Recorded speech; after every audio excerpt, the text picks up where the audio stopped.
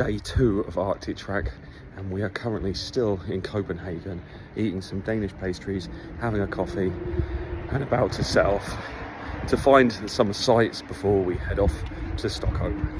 We had about 650 kilometers to do today, all the way up to Stockholm, but first we took in some of the sights of Copenhagen, which, to be fair, are absolutely amazing.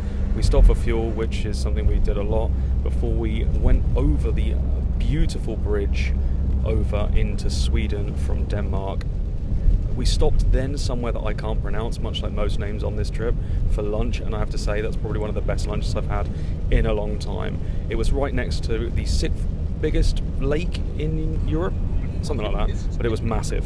So we've just arrived in fucking Stockholm, and there's no parking at the hostel, so I'm gonna find fucking parking space.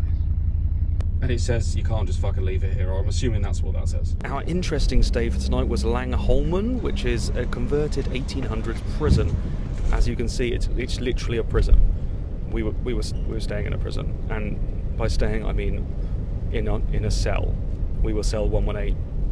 It was a real cell, but actually really comfortable. And then we headed out afterwards to find some Swedish food. Walking around Stockholm at night was actually really beautiful, and then I have to say we found one of the most amazing restaurants, probably the best meal after lunch, which was even more amazing. This was just insanely good. We followed it up with a beer, and then of course went into an old record store because that seemed like a good thing to do. And that was basically it for day 2. And that's the end of day 2. On to day 3.